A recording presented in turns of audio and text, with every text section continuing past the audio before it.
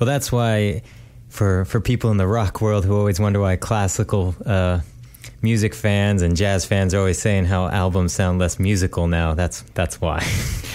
That's part of it, I think. I think another part of it is just, especially classical fans, I think. I know a little bit about this because I went through a major classical buying binge phase when I was in college, and I learned a little bit about, Gramophone magazine and all these reviews and whatnot. The whole process of moving from LPs to CDs was a blessing and a curse.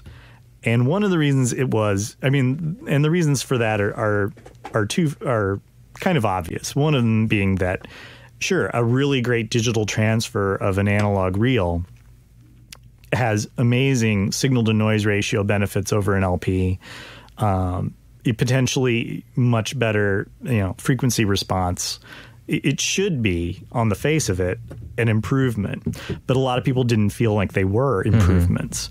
And there are a lot of reasons for that. One is that analog to digital converters, which is the piece of equipment that actually takes the analog signal and makes it digital so that you can release in a digital format like CD, those converters in the early days just weren't that good. Like anything new, it's not ever as good as it can be in the first iteration. And those first generation converters were just not as good as what we have today. Now I think there's a greater potential for a classical consumer to be happy with what's out there. I think there actually are some reissues of classical records that actually are an improvement on other existing versions. But I think the early ones were a disappointment for a lot of reasons. One of them is just the technology wasn't quite there yet. That's interesting. Well, let's move on to some of the other descriptive words you used about mastering and what happens in the process. You mentioned exciting and sweetening. What are some of the things that can happen in the mastering process that can, make a record sound more exciting, or what you would consider sweetening it up? Sure. Well, there are a lot of things that people ask for pretty commonly. And this is almost tied to the whole loudness war debate. And it's another thing that's getting a little bit extreme. But one of the ways, especially before digital peak limiters, actually, one of the ways you could make a record seem louder than other records was to reduce the low end and boost the high end. Because low-end information in a recording eats up a lot of bandwidth. And so the more you take out, the more you can push the level without clipping the signal. And so a lot of really hot records in the days before digital limiters became the norm are really bright and kind of thin. But that was by design as a way of getting the record louder. Well, brightness is still an issue, and it's still one of the ways that people make records louder. When something is brighter, it almost always seems louder than something that's darker. Even if you look at the meters and they appear to have the same average level, the brighter record always seems louder because our ears have less trouble hearing they don't need as much help hearing those frequency ranges. Frequency ranges like 2 kilohertz up to about 10K really are pretty easy to hear. We don't need a lot of help hearing them. And so when they're pushed, the effect is something that really grabs your attention. And so a lot of people these days do want really bright records because it's more, quote unquote, exciting. And so that's one of the things that frequently gets asked for. Now, sometimes that's necessary. It's not, let me rephrase, not necessary, but sometimes brightening is just a good idea. Yeah. And then other times, I think sometimes it's pushed intentionally to make the record more, quote unquote, exciting or grabbing or whatever. Another thing that some people like is for the recording to have a greater sense of width or space than it currently has. And that's something that can be pretty tricky to pull off depending on the nature of the recording. And it can really change the instrument balance in the mix. And so it's a tricky thing to pull off. But a lot of people like to walk away from the mastering experience feeling like they have a record that sounds wider. And so that's something that can be done a bunch of different ways. But one of the ways it's frequently done is with what's called a mid-side mixer, where you can break a stereo signal out into a middle component and a stereo component. So in other words, the things that are mono in the mix versus the things that are stereo in the mix, and then just raise the things that are stereo to make them more exaggerated. And that can add a sense of width and again, excitement, for lack of a better word, that maybe wasn't there before. Many albums in that are just totally different genres and obviously different bands going for different things. How do you approach mastering once you get the final mixes from a band, and what is that process like? Well, it almost always starts as a discussion, unless the band isn't open to that. But usually they are, and usually I don't even have to ask for that discussion to start. Usually people are pretty open with me from the get-go about what they're looking for. And usually it's pretty obvious, but it's good to talk about it. And that's usually the first step, is saying, okay, this is a rock record. Do you really want to push it? Or is this a rock record that you want to retain dynamics in the final master for? If it's a genre that isn't rock, I might assume, if we don't have a discussion, that, really those sorts of loudness issues don't even enter the equation. If it's something like I did some Pauline Oliveros reissues recently, and those were awfully close to flat transfers. And if I used a limiter, and I think I didn't, I think I used it just to catch like one or two little overs, just to make sure I didn't clip anything. The genre usually tells you what the mix wants/needs. You very quickly, if you work in a lot of genres, and at this point, the only thing I haven't done is opera. If you work in a lot of genres, one thing you realize really quickly is what people in those different genres are looking for. And I've found that, for example, working on quote unquote modern types of country records, people rarely want, a lot of low end. And conversely, obviously, hip hop records really want almost to the brink of too much often. And, that makes sense. You start to develop, and that's a very obvious example, but you start to develop a sense for what these people in these different genres are looking for from the get-go. But there's also always a conversation about what they want, and there's almost always a way to get it there. So when an artist is looking for a mastering engineer, what kind of things should they be looking for? I mean, to most artists, this is kind of that mysterious final step that's going to cost them the $500 they didn't budget for. So right. What should they be looking for in a good mastering engineer? Well, what I always tell people is, there are an awful lot of people out there advertising. And if you go and look at a page in a magazine with a bunch of ads for mastering studios, it can be utterly overwhelming. But the thing I would do first, before you do that, is just talk to your friends who are musicians who've been through the experience. Nothing is as telling as firsthand accounts of what the process was like for someone that you trust. And, now if you don't know anyone that's ever done mastering, that's a problem, I suppose. But, I would say that, most bands, most musicians do know someone who's released a record, who's been through the mastering process, and they probably have an opinion about their experience. And that's what I would do, is just ask those people, did they like the experience? Have they tried multiple people? Which of those people gave them the best combination of price, performance, and overall service? And that's going to be more valuable than, guessing which of the ads in a magazine is the one that's going to lead you down the path to the, the experience you're looking for from mastering. Now, if you don't really know anyone that's ever been through the experience, I suppose that's possible. It seems hard for me to believe, but then everyone I know is a musician. I would say that probably your best bet is to look at the records you own that you really like and see who mastered them. I know that when I first started doing recording, I was kind of alarmed at how many of the records I owned were mastered by John Golden. It seemed like, and this is in the 90s, early 90s, late 90s, it seemed like 50% of the records I owned were mastered by John Golden, and they all sounded great. And that's how I knew that when I had $500 to $800 to spend on mastering, I would probably go to John Golden. As it turns out, ironically, I've never actually used John for mastering, but I would never hesitate to recommend him because his reputation is, impeccable, and for a reason. He does great work. But that's just an example. I was very interested in trying him when I anticipated having an experience, or rather having a chance to use a mastering engineer. I always assumed it would be John just because his name was on all these records. And if you look at your collection, you're going to start to see a pattern probably, or at least see a name that crops up a time or two. And if you like the sound of those records, then the mastering engineer probably either did a great job or at least didn't get in the way of a great record.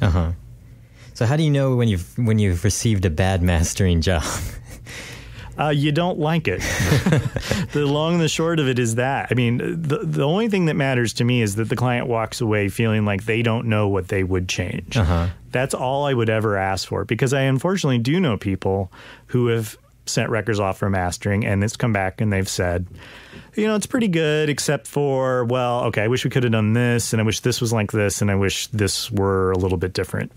And I think that's unfortunate, because that's what mastering should be, is you end up with a thing that is ready to be replicated, with which you have no issues whatsoever. And it's one of the reasons I personally do free revisions, is because I would much rather keep revision costs.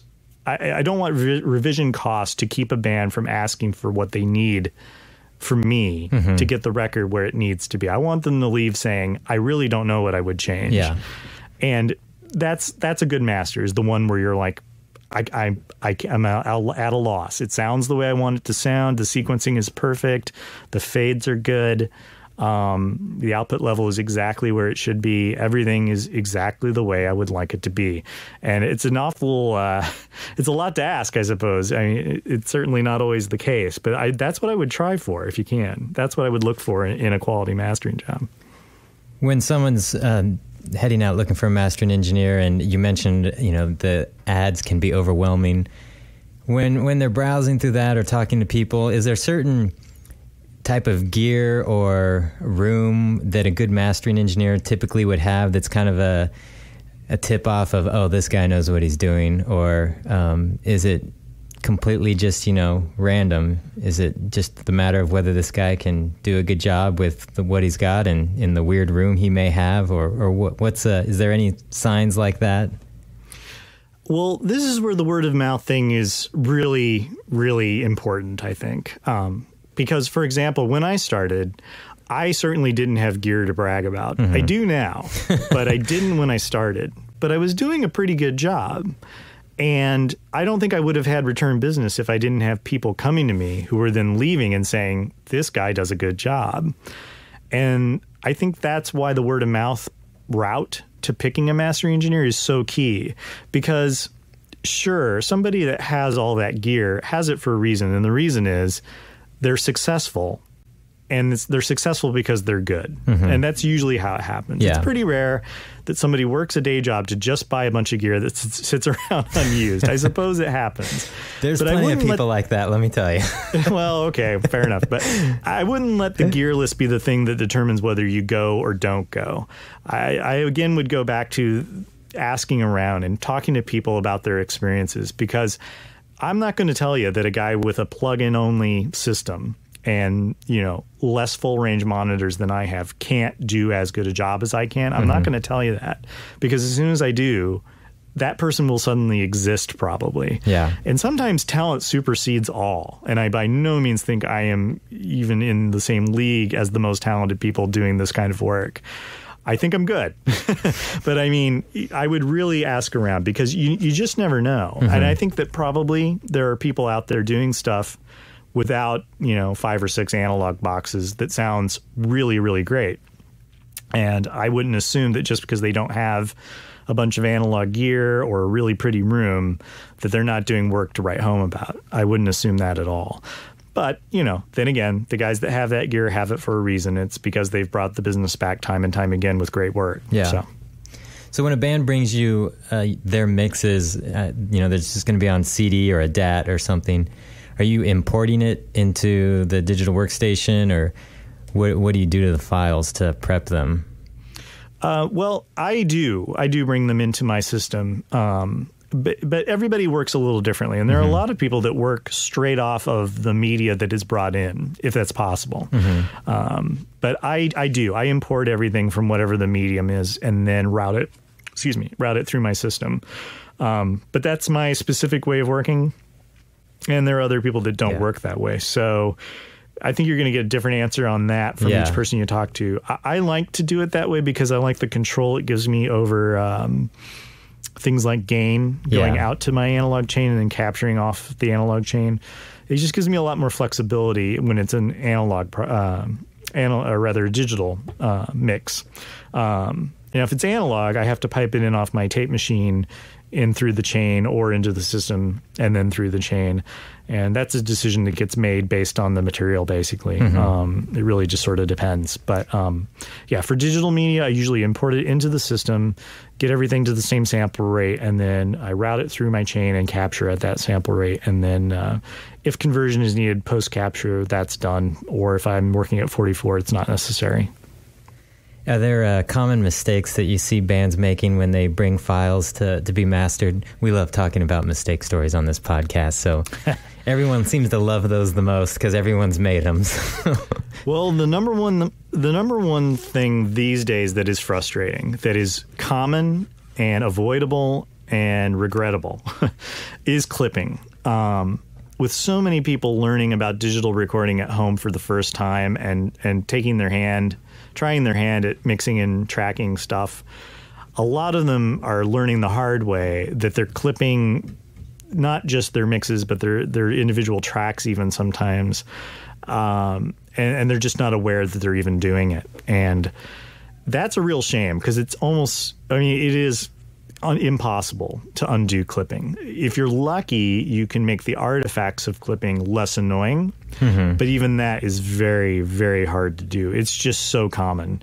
And it's one of the few things that I will, if it's possible to ask for a new mix, I will ask for a new mix if it's severely clipped. If it's just a little clipped and I don't really hear the clipping, sometimes I'll let it slide, especially if the mixes are 24 or 32-bit, because 24-bit, 32-bit mixes seem to take clipping a little better than 16-bit mixes, or at least that's the impression I have from dealing with this stuff. But I would really encourage all first-time beginning engineers to carefully watch their output bus meters to make sure they're not clipping their mixes, because if they don't, they'll get a better product in the end.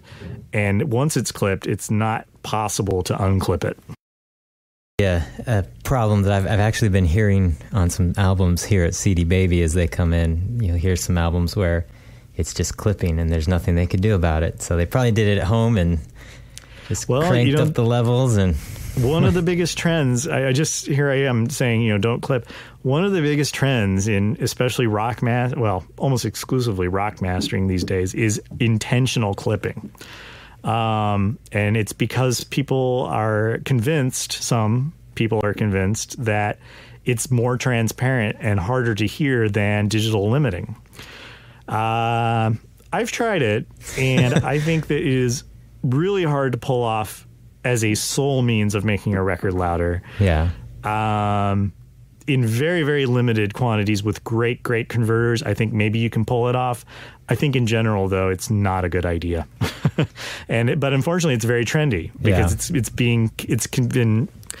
it's been sort of espoused as this latest, greatest way to make records louder. Yeah. And it's a real shame, I think, because I think that it introduces all kinds of ugliness into the recordings. And granted, some records are meant to be ugly. Really, really loud metal records or whatnot. It's not really expected that it's going to sound pretty in the first place. Yeah. And so those records tend to get that approach more than, say, country records or whatnot. But that's unfortunately a trend. And so some of those you might be hearing mastering engineers intentional clipping, and then in others it's just that it was clipped when he got it and there was nothing he could do about it. Has the shift in popular formats changed the way you approach mastering, especially now that the MP3 is pretty much a standard across the board, especially with certain genres? Most of their fans are like pop music. A good portion of the fans are listening on MP3. Does that change how you approach things? No. I think that approaches to mastering could change in the future, and they certainly have changed in the past. But I think that the CD to MP3 changeover is not that tremendous a shift, because most people's MP3 collections were made from CDs.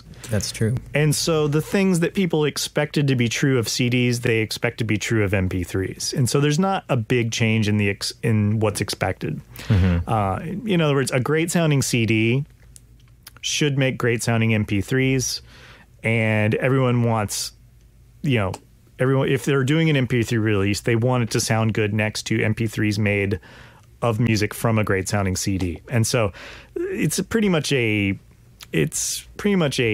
balanced format exchange. Now, if we move to higher resolution formats, say 24-bit formats or 32-bit formats, higher sample rate formats, say recordings that are done at 96 kilohertz or higher, I think we could see a move towards, okay, now we have this incredibly high resolution format.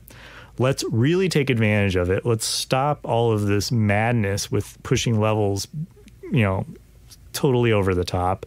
And let's have a truly high fidelity format where we can give customers a very, very, very close to exact representation of the master that came out of the studio. I think there could be a movement towards that if there is a high resolution digital format that eventually takes hold.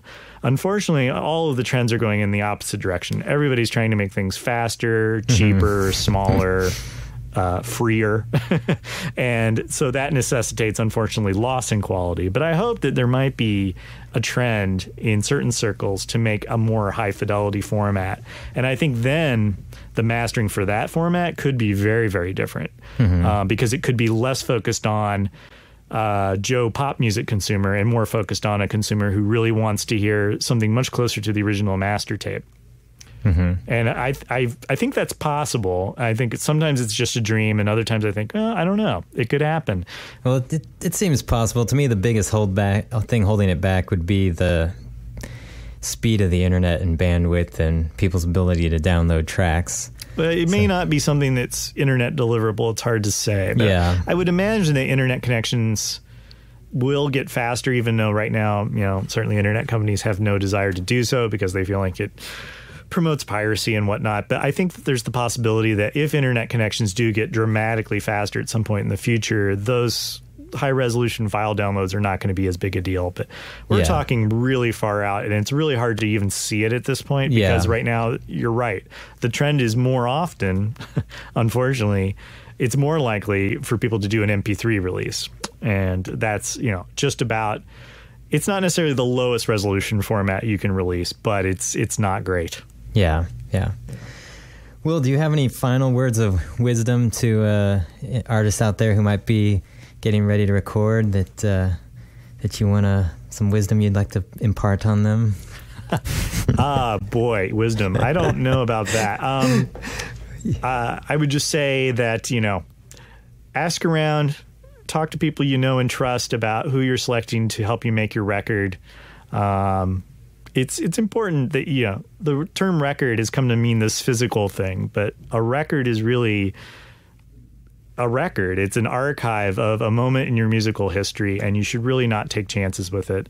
And this is one of the reasons why I don't charge people who can't use what I work on. It's very rare that I have to do that. But I wouldn't want somebody to walk out of here thinking, well, this is the master, even though I don't like it. And you shouldn't do that either. You shouldn't have to walk into a situation and walk away with something less than what you want. And the best way to get there is to talk to people you know and trust and get good names, work with great people, and you'll get there. And it's completely possible on a budget these days to get a really, really great recording if you're really careful about it.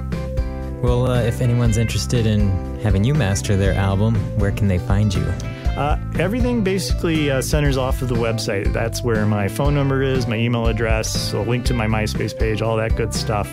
And that is just Saff Mastering, SaffMastering.com. Well, thanks for taking time out of your day to talk to us. I enjoyed it. Very informative, and I know that all our listeners will find a whole bunch of nuggets of information in there, so thank you. Well, it was my pleasure.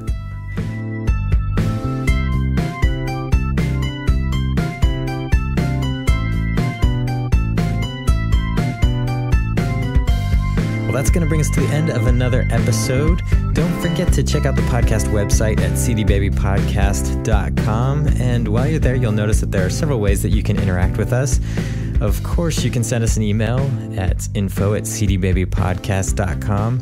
But you can also leave a comment about a particular episode. And the most popular way that people are getting in touch with us these days is to call our listener feedback line. We love getting your calls and playing them on the show.